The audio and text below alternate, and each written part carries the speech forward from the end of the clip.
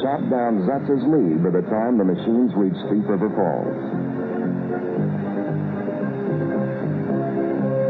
Behind the leaders, Craig Bjorklund of Isanti, Minnesota, Roger Ebert of Minneapolis, and Gene Jeffig of Hawley, Minnesota, are rapidly making up time. As the flag waves in the finishers at Thief River Falls, Krzekwis has overtaken Zutz and moved into first place by 8 minutes.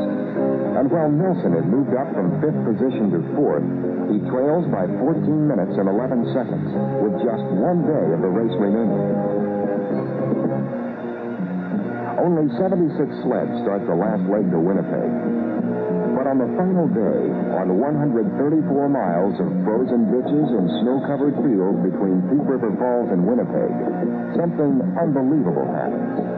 Brian Nelson roars his liquid-cooled John Deere across the blurred Canadian landscape at breathtaking speeds. He drives on the edge of disaster, chopping the seconds and minutes off the leader's time. Nelson drove his liquidator to the checkered flag in Winnipeg in the incredible time of 2 hours, 51 minutes, 22 seconds. He won the I500 by the slimmest of margins, just 32 seconds. Well, it was rough. The snow was real hard. Everything worked perfect. Sled ran good all the way. I don't know, I just thought I wanted to go harder, I guess. I don't know. It's hard to say. This is the biggest one of all, you know. There's nothing that compares to it. Did you find that the physical exercise really made a difference this year? Oh, definitely. There's no way you could ride like this if you weren't in shape. How did the liquid-cooled engine work? Good. Ran good all the way. No problems. No. John Deere, they give a person a lot of motivation. Here we go. A check for $10,000 to Brian Nelson from Roma, Minnesota.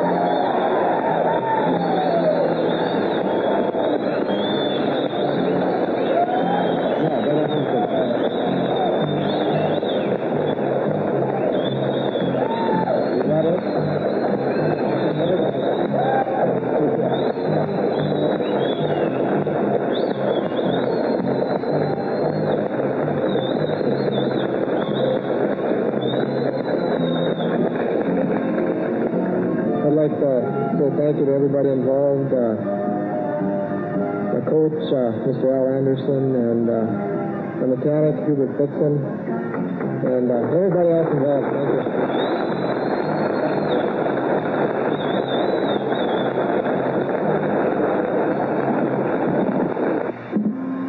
The next stop on the ICCSF circuit, Sauk Center, Minnesota, is the home of the Dairyland 100. 158 drivers place their machines on the starting line. By now, Nelson has established himself as the man to beat.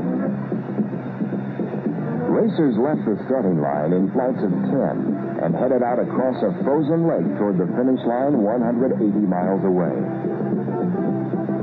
Early in the race, it was apparent that conditions were ideal, and that to win, a driver would have to average about 60 miles an hour, even in the ditches. Ditch racing is Tom Otte's specialty. Otte figured from the start this was his race, and if anyone was going to beat Nelson, he would do it.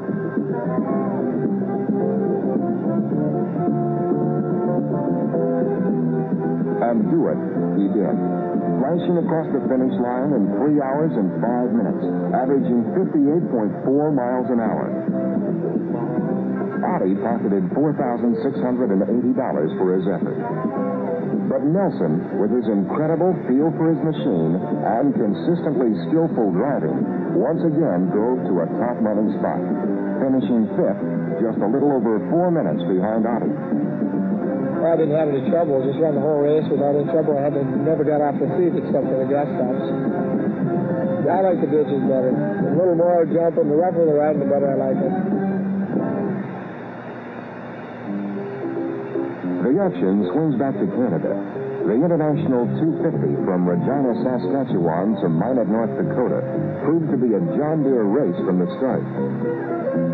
Drivers battle it out over the toughest course of the season. Of the 241 machines that started the race in Regina, only 93 make it to Minot.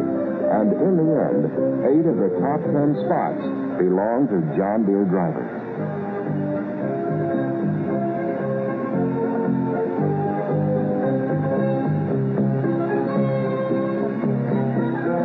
The incomparable Brian Nelson does it again, driving his liquidator to victory in first-place money of more than $5,000.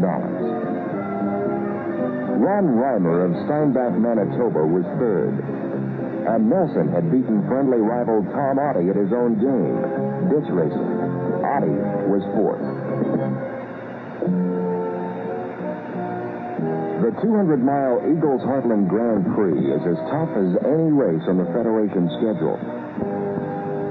102 drivers leave the starting line in flights of 10.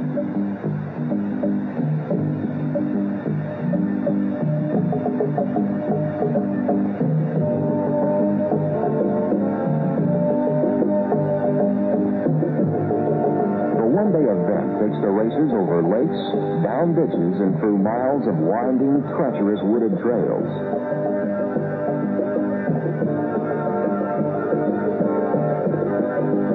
Bob Enns, aboard his liquidator, took a wrong turn in the early running and had to play catch-up right from the start. When the machines reached the 30-mile wooded stretch, they were forced to slow down, and that gave Enns the opportunity he needed to catch frontrunners Brian Nelson, Stan Hayes, and Doug Dennett.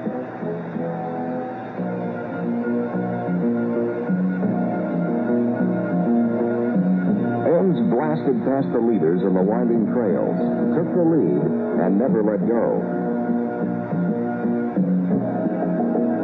He crossed the finish line in the winning time of 3 hours, 43 minutes, 5 seconds to collect $6,300 on his 25th birthday. He had beaten the best cross-country drivers in the country. Enns was followed across the line 3 minutes later by Brian Nelson. Nelson's second-place finish gave him a virtual stranglehold on the ICCSF championship title. I went through the course without too much problems and got the lead there by the second gas off and just got in. I didn't know until the banquet really that I had won it, but I was pretty happy. On your birthday. And I won it on my birthday. The icy surface of Mill Latch Lake, Minnesota was the last stop of the season. The 200 racers who thought the 2-day, 300-mile dash around the edge of the lake would be a piece of cake soon found out differently. All along the race route, monstrous ice heaves and snowdrifts caused fast-moving sleds to lose control. At the end of day one, Guy Usseldinger on an Arctic Cat holds a slim lead over the ever-present Brian Nelson.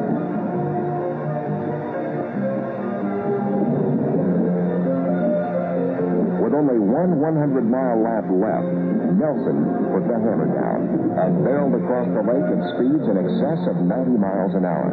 It looked like another typical Nelson come-from-behind win.